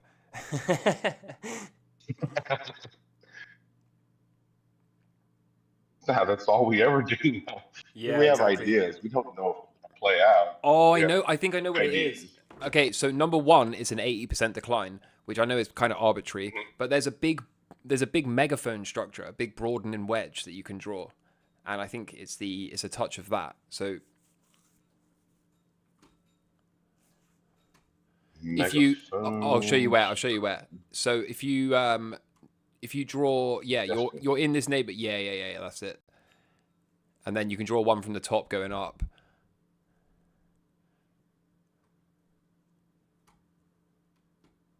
Well, it already reached the target of that megaphone pattern. I mean, My I would have thought, to check with Volkowski to see what happens after the. my thought is we might touch the bottom of that megaphone. That's my thought. Well, that would match 1929, which was matching legs. And this is what I've written about, what I wrote about last year. 6,000, 44,000. Anywhere between 786 and the 1 to 1, the bottom of the megaphone structure. Oh, that would be so nasty, Yeah, wouldn't it? yeah. I've long suspected that's where we end up, but I mean, time will tell. This is, I should kind of say, this is based off of just experience. Just it's not so much a purely technical target, but I don't tend to look at. Are we in a monthly chart right now? Oh, 3 monthly chart. Yeah, if you put this on a daily or a weekly chart, it seems to make a lot more sense. Okay, hold on. Let me get the closes here to get a better target. 1 to 1 is still 5,000. 5,000, Yeah, something wow. would have to go wrong for 5,000, I think. But I do think 8.8k we could see that. I mean, something's going to go wrong to get down there as well. Don't get me wrong. 8.8k and 5k. I mean, on a wick, is there really that much of a difference when you're talking about a Yeah, $44,000 that's down? yeah, that's a very good point, right? By that point, like, what does it matter? But it'll grab that liquidity below there if you're reaching for. I mean, markets they tend to go to pockets of liquidity, and I'm sure you would have people. Well, yeah. I mean, if you touch the bottom 75, I'm okay with that. Like that would be wave four retracing back to the origins or the completion of the wave four of lesser degree. Anywhere in this zone is fair game. And if we have the timing, the cycle timing that says it's time to look for buys, and you make it down to that area, retest that trend line, something like that. When is the what are we looking for? A 4-year cycle low on the Dow? Yeah, a little bit. Wait, I'm just thinking. A little bit earlier than Bitcoin's. Say, Really? yeah. So that would be summer of 2026? Yeah, mid 2026. Bitcoin could also put in a mid. That would be within the tolerance. So we could see both of them bottom around the middle of 2026. Mm-hmm. No kidding. Okay. That gives, potential right in the middle of this.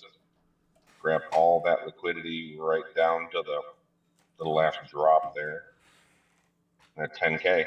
Nice round number. Start accumulation there for a little bit. I'm okay with that. Hey. And I think that would give, that would be a 75% decline. That's intolerance. Yeah, it's And that would close enough give for me. probably a 7 or a 618, 786. That leg matches enough, I guess, on a macro scale. That's yeah. All right, let's get it. Yep. I mean, this is the potential, though, isn't it? I mean, no, it's not like I want it by any means, right? I really don't want it, but I I'm gonna can't get sleep over it. I'm sure you. I can't get away from it. This is the issue I have. I wish I could, right? But I just can't get away from it. Yeah, 83K is the invalidation for me on the Dow Jones. 83K You trade above that, it's going to 100K most likely, and we're repeating something totally different. Yeah, but that would speak Like to this hyperinflation or at least severe inflation, right? severe inflation, Yeah. correct? You would have to match this middle leg. This middle leg, you're pushing up. That leg is what we're currently doing up until like 83, and then chop into a cycle low, then one more push up into 2032 or something like that, and then you have decades, probably 20 years of stagnant markets, just horrible trading environments, and then your commodities, like you were saying.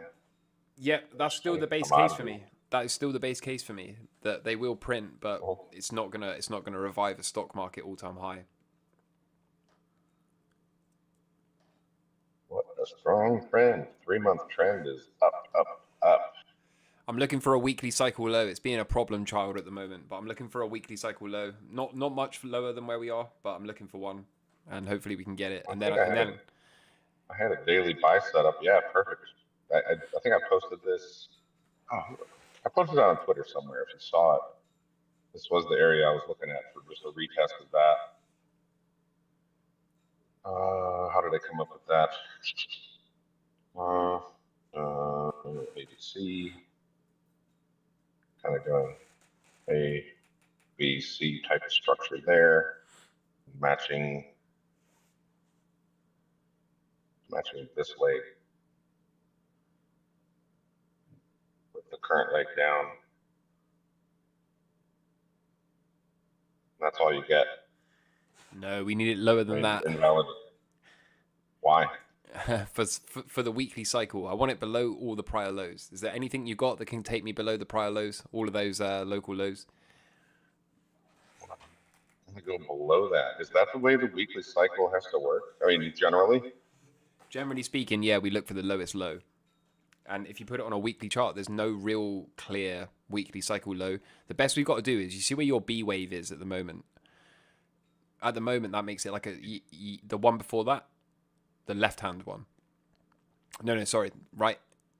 The next local low. That's the one, that one in there. So at the moment, that's a week 16 low, but I want to see 22 to 28 weeks. And on a weekly time frame, it's not the lowest low. It's not very clear. So I'm hoping that the current setup can push below those lows. See, there's no real clear weekly cycle decline there. You see the prior two, right? They're like very easily identifiable. But this one looks a bit wonky. So I'm hoping we can get an undercut, and that will give us a clear lower low, lowest low in this whole little period, round about week 24, 26. And that for me would be the dream setup. Obviously, the market doesn't always give you the dream setup, but that's what I'm looking for.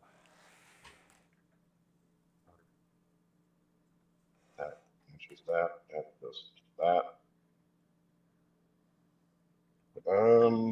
I like my setup, but the low comes later. Hold on, let's see. Show you what I'm looking at on a weekly. That may have been actually the setup I posted. I don't actually remember.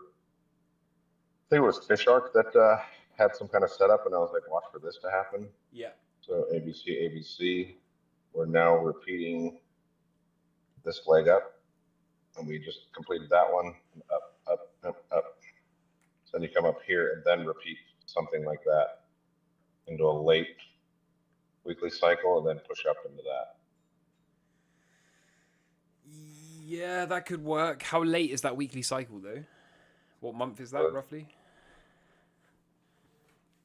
I think that's too late. Something like that. 1, 2, 3, 4, and then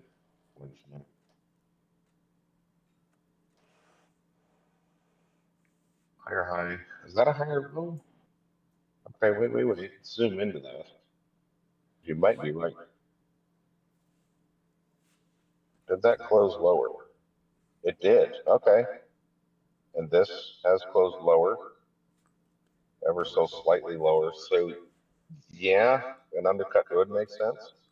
That being a lower low close until this closes up here, then I would expect a higher low. Yeah, For me, I'm ready to buy a breakout above the highs, but I really, really would much rather see a lower low. One lower low would be Yeah. perfect, especially if it can occur in the next week or two. A lower low would be the dream setup. But I'm ready. I'm ready if this thing's gonna move higher. I'm ready to buy the break above. On a daily, that looked like a day trader's dream setup for me. I mean, really, it grabbed all that liquidity and it's reversing off of it.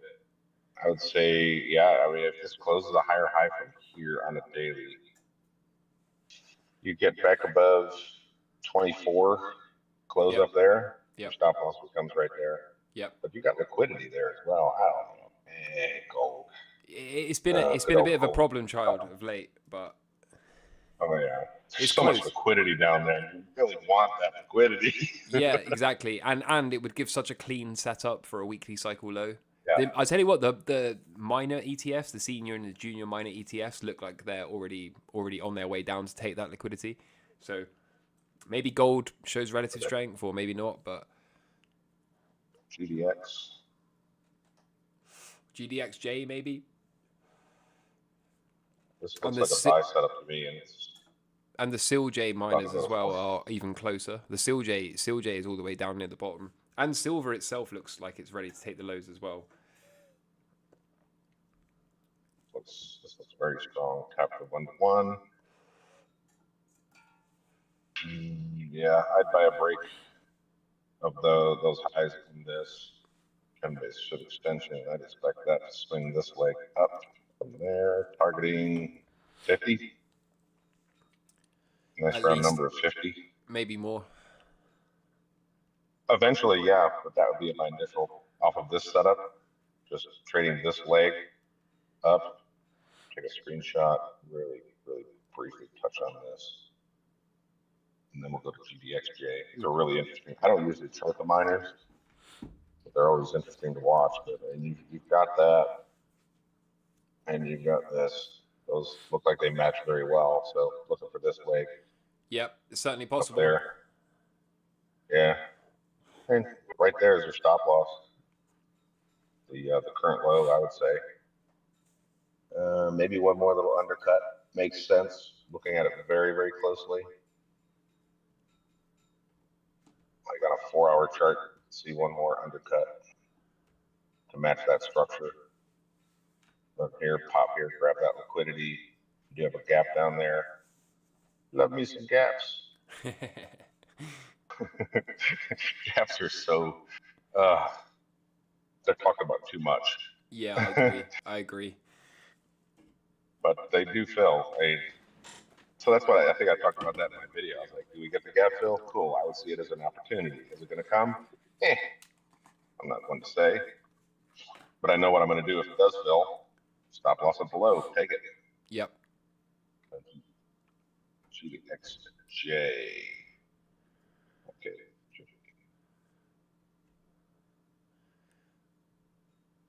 That looks very similar. That are graph liquidity, higher high, higher low, and these are good. They look good. Take a look at SILJ.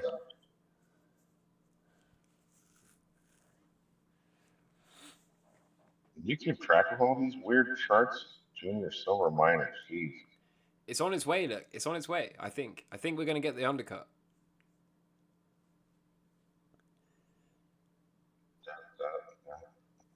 Maybe I'm too hopeful. Yeah, well, as long as you know what you want to do in that vicinity, where you see the opportunity. But if you want to remain very, very bullish and strong, I'm sure as you know, you want to maintain, especially on a closing basis, the higher high, higher low structures. Yep. So wanting to have lower prices to grab that liquidity when that liquidity might be saved for later. Yep. I mean, this is very like that. That's the way I'm looking at it. Yeah, certainly possible. I don't know the behavior. So yeah, that's certainly possible. I'm on guard for that. I'm just hoping for a lower low. Lower low would just make my life easier, you know. Yeah. I suppose if you start pushing, if you just start hovering right here, kind of mimicking this price action or something like that, kind of getting up there, looking like it's about to break. It'll probably grab a little dip of liquidity and push, like right here, kind of mimicking this, pushing against the highs, retrace a little bit, and then break out. So you'd be breaking out here, and you'd have another buy set up at the touch of the tops again. Yep. But if you want to buy this, you want it to remain strong. But again, I don't know the behavior of these markets because I don't track them. And if you don't have experience in certain charts, if you don't understand what's going on, stay out of them. So that's kind of what I do with the miners. Yeah, sure.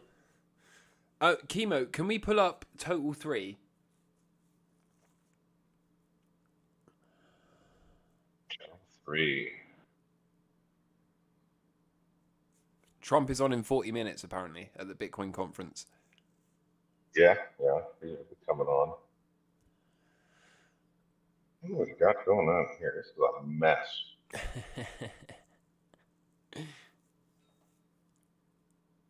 ABC. If any chart looks like it wants to explode, it would be this one. And that's a distinct bull flag. Yep. Grab of liquidity, retest of highs. How can I be bearish on this? That would be nasty if it did it. But yeah, hold on. I'll give you your bear setup on this because I see it pretty quickly on a weekly chart. Not to say I think this is what's happening, but not much of a shitcoiner. But man, that setup looks ominous for shitcoins. This leg, you got this little pop up and then capitulation, flush. Yep. And then you can go moonshot. But daily structure doesn't look bad. You got a higher high close on the daily. Go back to a daily. I mean, this is similar to Bitcoin's idea and setup, where you have a higher high. This already grabbed that liquidity down there, so maybe a double tap of liquidity. But you do have the higher high right there. Since it's not above this, swing high up there, I see this as like a potential for you're at risk, I guess, of putting in a higher low. And that's where the empty space theory comes in, where you're going to retest these previous bottoms, find support at previous support. Then you can have your inverse head and shoulders and you move up. Any daily close below this daily close, like even in these wicks, I would see a sell setup, because then you're going back to the downtrend. You have a lower low close, go for the lower high, and then maybe you get capitulation. But overall, this is not bad. It's back in the consolidation. It looks like it's about to break out. Thinking about. Exactly. Yeah. Breakout. Grab that upper liquidity. Come all the way back down here in base. That would be fine. You'd have a higher high than that high. Then you'd be more confident in buying the higher low. Yep. There's a lot of people counting on this. Yeah, and you count on it, but do they give it to you? Targets for that, assuming that would potentially be mid-cycle, and we have an acceleration, 1.4 trillion to 1.8 trillion would be the potential target, but really need to see like a repeat of this leg happening here in explosive fashion. Yep. Kind of what we're looking for, blow off topping. So you're going to have this type of price action squeezed into half the amount of time, topping sometime in November, probably something like that. So yep. Yeah, I mean, cross your fingers. The bear setup is stop losses at that all-time high, or this cycle's high so far, and then you're looking for these lower liquidities down here for some reason it just capitulates down. I think the shitcoins have kind of been pummeled. Yep. Maybe pummeled enough. They've been through enough pain. Give them a little hope. But yeah, like we were saying in I think the last video, these are not going to survive a deflationary bust.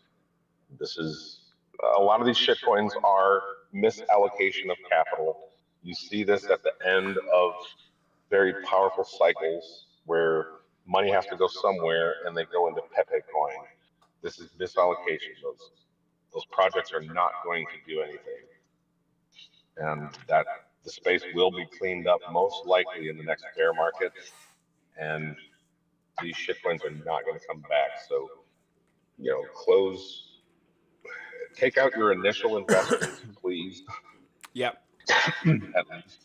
Yeah, I agree If completely. not, transfer all this to Bitcoin. This is your opportunity to acquire some Bitcoin. Yep. In my opinion. But yeah, it's not horrible. You got a higher high close. Let's go. Get a higher low at previous support. That's like a day trading type of buy setup. I think for a swing trade setup, you'd kind of be long at the break of this high. Your stop loss is still at that low, so measure that and have 2% stop loss on that for your trade setup if you're trading leverage. Don't just think that it's going to go up because you want it to go up. But yeah, I don't mind this chart at all. It's actually looking better than it was before. Yeah. The question is, for me, how broad is the rally? Or do we see what we've seen in the US indexes, where you get a handful of stocks push the indexes up? That's what I wonder, is that's what's coming for Total 3? Are we going to get like a handful of alts do really, really well and carry Total 3 higher? Or are we going to see a broad-based rally? I don't think we're going to see a broad-based rally, personally. They all kind of look the same. I'm not seeing any like relative strength out of either one of the total market caps. Is there a total 4? Nope, no total 4. Total 3.5. So how broad would it be? Misallocation of capital has been occurring. We could have maybe equate it to the Russell. How broad is that rally going to be? So let's bring up the RUT. Small cap index, daily, looking strong. It's actually coming to my sell setup, I think, on a 3-week chart. See if it hit it. Almost there. Just needs to grab liquidity. So my thinking on this has always been this is a distribution. Okay. And now we're grabbing liquidity and we're going to reverse because this represents the more closely to the economy. So if this continues up from here, maybe you get a high out of that. I don't know. It kind of looked like a distribution box to me. It spent its time in there. So I would expect a break back inside that. For right now, hey, it looks strong. You have that's Wyckoff reaccumulation. There's your spring, show of strength, held above. This should be markup phase. I mean, objectively speaking, I didn't see this coming that high. I actually haven't checked that for the past 2 weeks. But yeah, you should get a parallel channel there. And wild times, wild. I think it goes higher, personally. I think it goes higher. Well, it would have to. Initial target 24 to 2600. Yep. Initially, that's just to measure those legs and match them with a consolidation, pop up, get the 1-to-1. If it goes above there, you're going 27, and then shoot, yeah, why not 3K? I've been saying 27. Anything above there, I'll be happy. Yeah. And supply line here. Are we in log scale? We are in log scale. That's a little too high for me. Oh, it looks like the rally's kind of broadening out. So, I mean, is this a front running the crypto market broad? Like everything just goes full send for some reason. Maybe if there's enough liquidity in Bitcoin, yeah, theoretically you could just everything. The ship rises or the high tide rises all boats. type of scenario. How broad? I know XRP seems to be showing strength, It does. like early on. Yeah. So that would speak to that one being a runner. I haven't checked Solana if that one's showing. I think it was. So USD.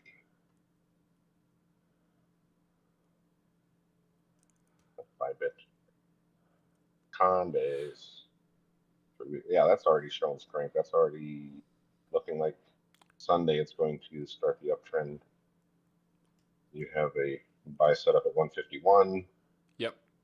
If it comes, let's check a weekly chart. The ones that have been showing strength all cycle and off of this current Bitcoin low are showing strength. I think that's what you want to be looking towards. Yeah, I agree. Man, these equal lows, really don't like these equal lows.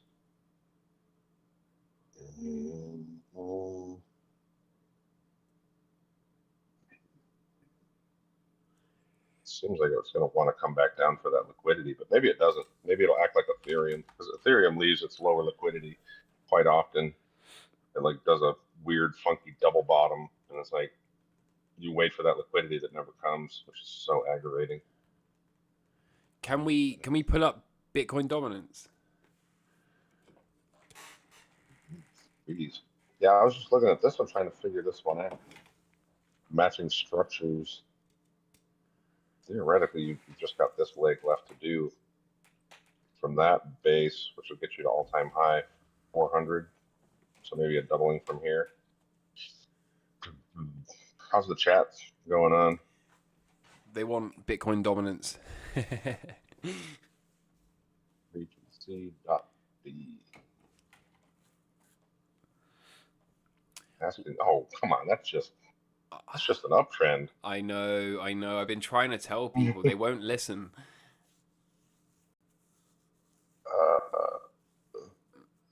Why would this stop? That's exactly what I've been saying, Chemo. They won't listen. Okay, so this wick that happened a few weeks ago, we're looking on a weekly chart here back in April. Yep.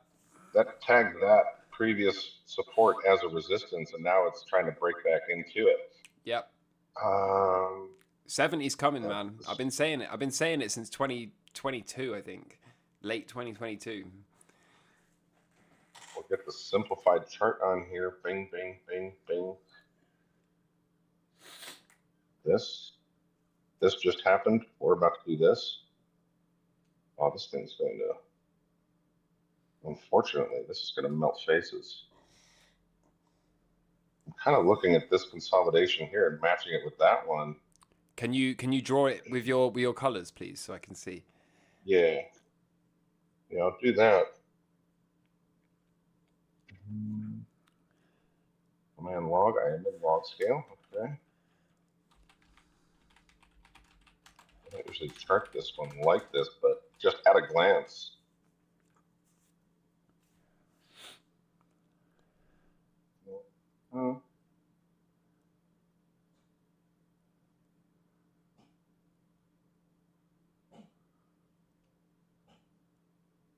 There's no reason to think this will not continue like this.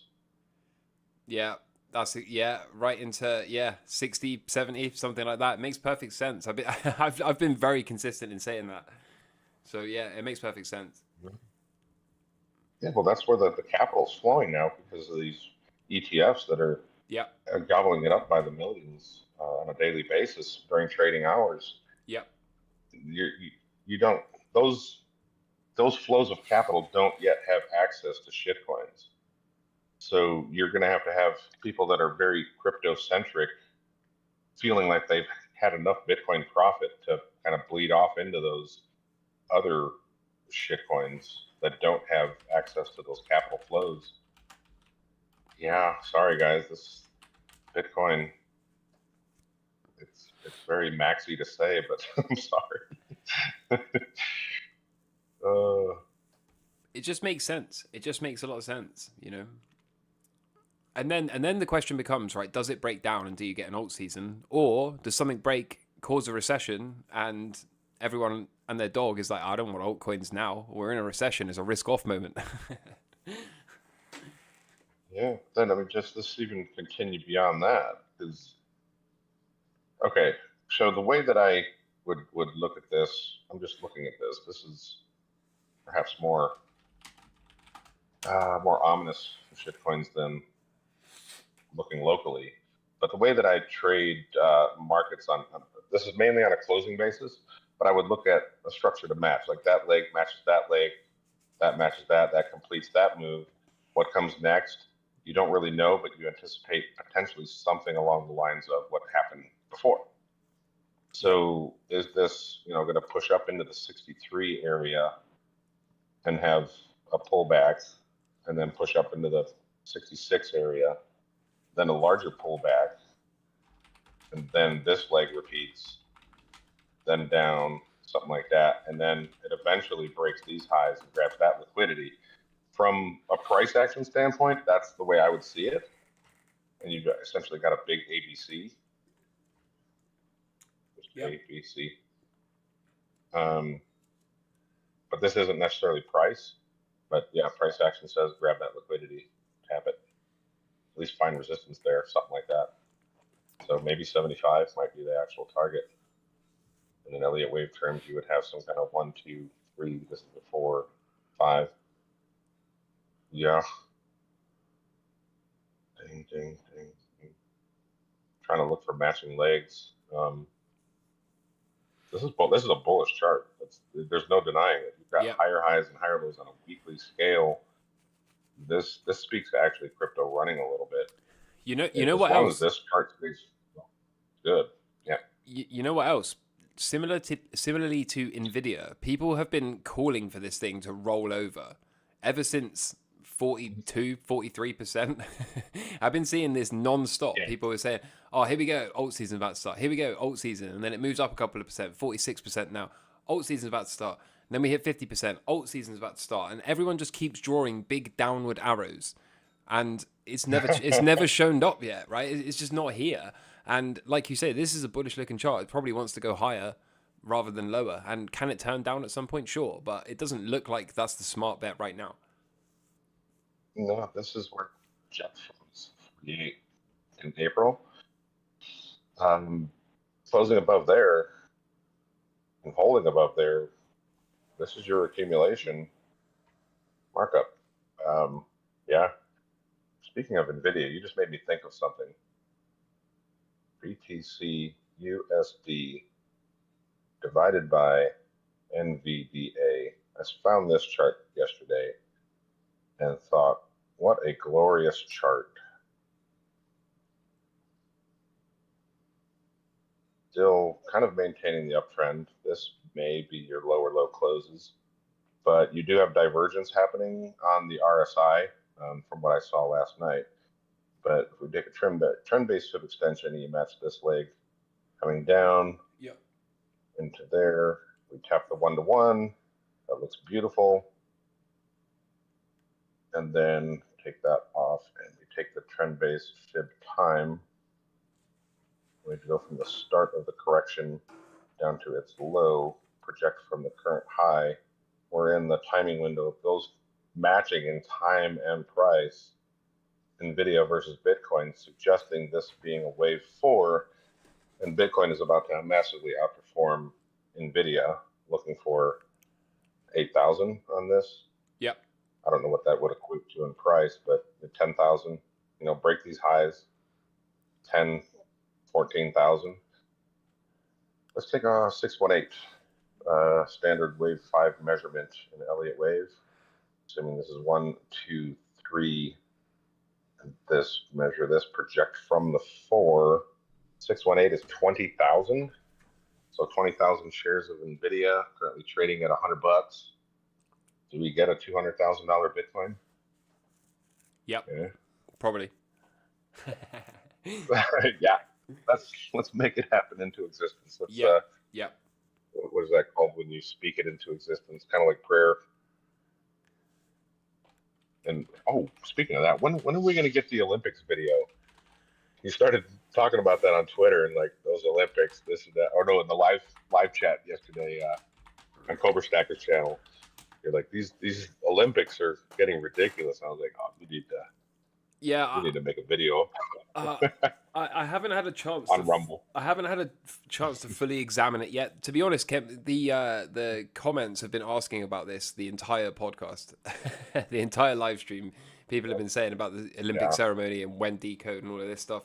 I I had it on in the background, but I was also in Cobra Stacker's live stream looking at some silver stuff, and I was also hanging out with my wife and whatever else. So I didn't get to fully focus on it, but from what I did see, there was a lot going on, as you would expect, and yeah, I may or may not do a video about it. It's not my number one priority right now. Right now, I think we got to continue to focus on the charts, but I'm sure a time will come in the not too distant future when I've got some spare time, and then I will I'll probably put something out about it.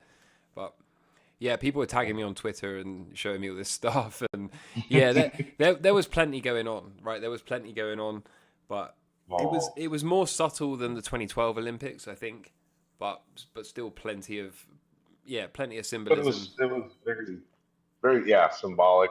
A lot of distortion Yep, of realities, yep, kind of thing. Yeah, there's definitely a lot to go into. yep. Not that we want to get banned on this live stream. I think what I need to do really is I need to watch the whole thing with focused intent rather than just have it on in the background, and then I can make some notes. Yeah. But yeah, there's been a lot of demand for me to go over it, so I probably will make a video about it at some point. But it's not on my priorities list right now. Let's keep these cycles stay on the right side of the market. What's that, brother? You have to stay out. It's more important to stay on the right side of the market, make that money before deviating from other stuff. Our Yeah, focuses are during this time frame is very much on getting this right and watching for a change in behavior on the larger time frames and trying to get the information out to people so they can protect themselves. yeah, yeah. Lower liquidity. I want this lower liquidity on ETH. And again, ETH may leave its lower liquidity down there, or maybe it grabs its internal liquidity. But it does have a nice little. This looks like an Elliott wave, 5-wave. 1, 2, 3, 4, 5. 3-wave back. Stop loss there. Yeah, that'll work. Yep. Yeah, give it a try. There's enough to stop you out. It's lackluster though, isn't it? Is it taken out its all-time high yet? No, not even close. Dude. Oh wait, it's 4,000. Yeah, I guess it did come kind of close. It has not been doing as well as I thought last time we spoke, because it was in the vicinity to be putting in. Where was I looking? Kind of matching it up with that time frame. Remember when I did the date and time from the low, or was it from the high? I don't remember. Something like that. And then moved it over. No, it was that low was supposed to match that low. So then those highs were supposed to something like that. Comes down into the low. And then we were like in this vicinity. Yep. And then we're expecting, hey, let's pop up here for sometime September, October. And it still looks okay. It had a nice correction. That was a nice reset of sentiment. Just from a matching leg standpoint, it just doesn't look great at the moment until it just starts aggressive expansion, motherfucker, and then you would probably target the 1-to-1 of this 10,000. That's kind of been my target since last we spoke on the macro scale, somewhere 9,000, 10,000. Maybe you get a wick up to 13,000, but yeah, get out of the way of that afterwards because we're coming down for this liquidity most likely. I did want to speak on XRP because I did notice something like a month and a half ago. XRP is getting some traction. Gotta look at the longer. I think Bitstamp has the history. Yeah, it does. I think there's, yeah, right there. Let's put a rectangle here. Back in 2017, we made this fair value gap, which it found the market found support on that fair value gap. And if we do have a breakup, this would be wave 4, a wave 4 triangle into a wave 5. And from there, you would expect an ABC to come down in great deflationary manner. But there's a fair value gap there. Elliott wave theory states that you're likely to break your wave 4 before continuing up. So you might have a nice exit up here and started some kind of downtrend, and it could be very painful. Back down to 8 pennies, 6 pennies, I think, to clear up the entire gap. Yeah, yep. 6 cents. So don't get caught. On a lot of these projects, take your profits, take your initial investment out.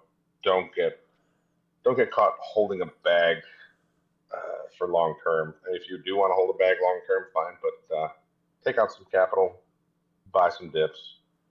Even if you just buy a retest of the breakout, if this thing does indeed break out for real, you'd have a buy set up right there. So take some off at like a 618 extension. If it makes it that high, that would be pretty high from here. 27 bucks. Optimistically speaking, 27 bucks. Start to scale out some, so you can buy the dip at $1. Wild. You're still there. Yeah, I'm still there. Yeah, I'm still there. You are there. Yeah, of course. You're still there, CPI. Yeah. I was just noticing actually we've been going for a good couple of hours, you know.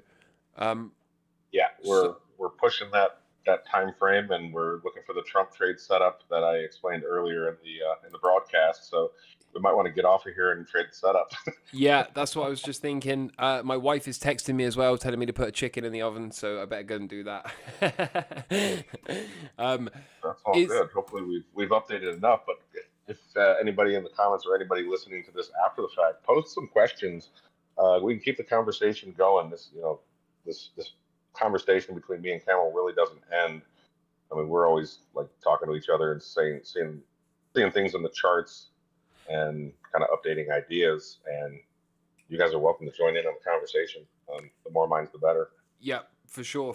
If anyone's got any questions, put them in the comments, whether you are watching live or on repeat.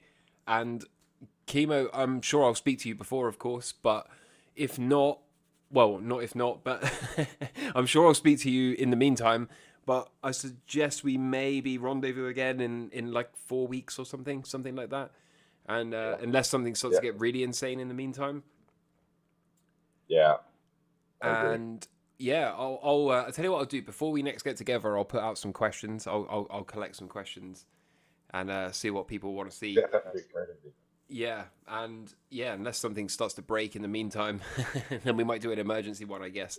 But generally speaking, hopefully they've helped people out and can see things the way we're kind of seeing them. Yep. What we're kind of looking for, targets and stuff, and hopefully it's helpful. But yeah. Yep. So for anyone that's wondering, I've put a link to Kemo's Twitter and YouTube in the description of this video, so you can go there and follow and subscribe to Kemo. Kemo, if you have any closing words, let everyone know. No, let's just keep easy going like that. You know. Wait, say that again. I think it cut out. Don't stress too hard. Stay focused. Watch the trend. Watch the closing prices. Listen when the market speaks. And just follow along with what we say and keep the conversation going. If you don't understand something, speak up. We can explain better. Yep. That's about it. I don't know. Yep. That and take profits, right? Take profits.